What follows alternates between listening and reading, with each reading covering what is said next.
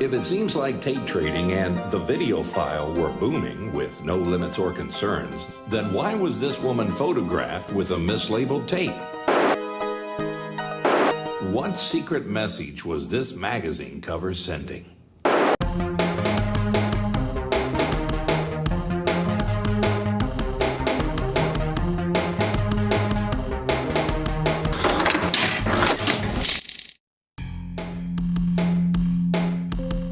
Yes, the joy and the bonding of the original tape trading scene suffered a blow when it became apparent that someone else was secretly keeping tabs on them.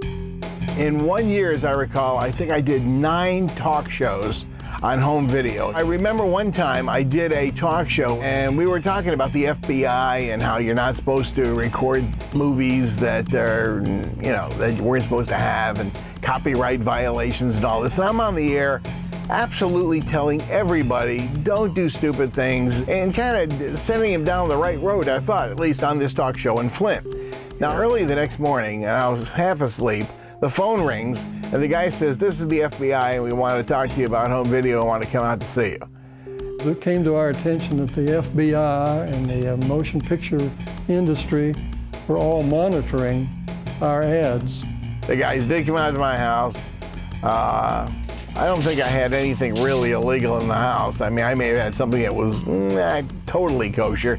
I just stashed that stuff away. I had a friend who was a film collector, and because he had some films on tape that were kind of questionable as far as being legal, he actually mislabeled them on purpose. So if the FBI ever came over his house, they wouldn't see anything that would be questionable. And it came to my attention that the FBI had a subscription to the magazine.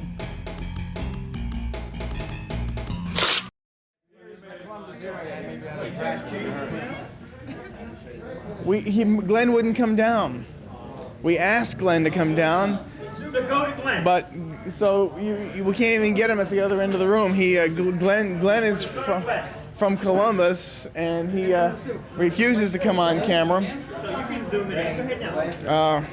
Well, he's afraid this tape will fall into the wrong hands. That's right. Where is the distribution on this? It's going directly to the Federal Bureau of Investigation. We think, from what we heard, that there may have been an FBI agent or two at our last VideoCon, and after that, we stopped doing it. None of us got in trouble, and we never got contacted. Again, nothing was being sold, so I don't think they could get us for just trading, but we were worried about it, so we just stopped the conventions. Also around this time, tape traders and video file personnel were subpoenaed for a legal battle that threatened all sorts of criminal consequences for this hobby. Nobody knew where this was headed. So I came back from lunch to my office for the day before my birthday, and they were going to have a party for me.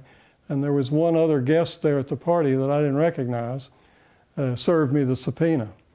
I had only produced 5 issues of the Video Files newsletter with a circulation of no more than 100 when the studios filed their lawsuit against Sony.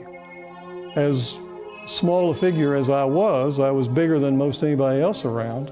One of the primary columnists for my newsletter, Mark Wilage, was also called in. I got enmeshed in the case because I was visible as a writer for Video File magazine and soon after Video Review. In 1976, when Sony started to advertise Betamax on commercial television, they went to a variety of movie studios and said, we want to show clips of your movies in our TV commercials for Betamax as examples of things you can record off the air. And they went to Universal and said, we'd love to use, like the Universal monster movies and just have some clips pop up on a TV set in the background. And Universal saw this and said, well, wait a minute, we're not sure we're comfortable with this. But the 2 or 3 floors of attorneys in Universal's Black Tower over there in North Hollywood, they were kind of put on red alert, and they started thinking about this.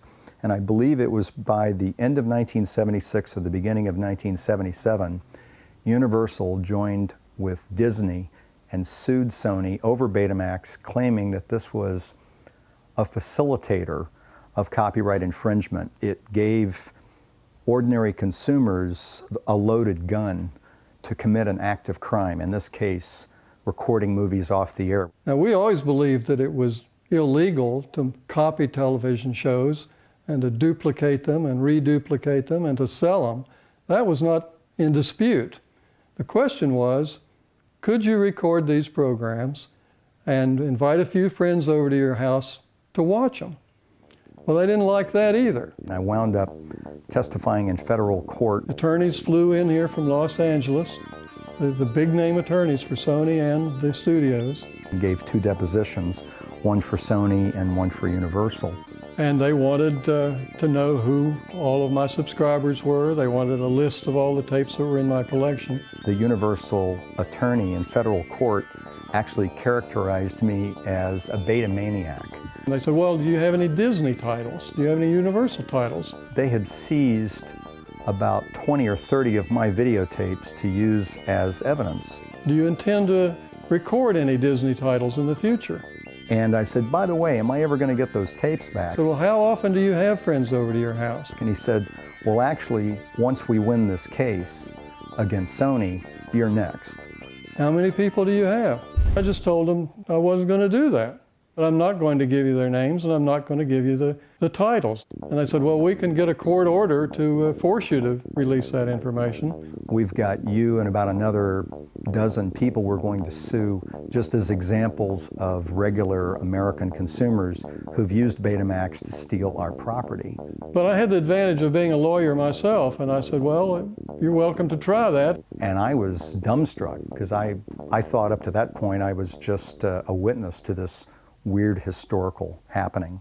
And because they traded with me and they had my contact information, I was kind of worried at some point in time that they might contact me about the lawsuit, but it never happened. I guess I got lucky. The initial judge, I believe, ruled in Sony's favor. The appeals court, I think, ruled in Universal's favor.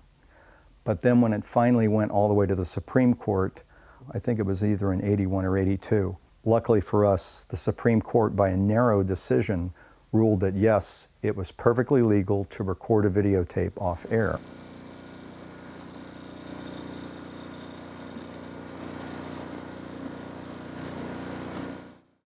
There was a break in the proceedings, and one of the attorneys was engaging in casual conversation with me, which is not in the official record.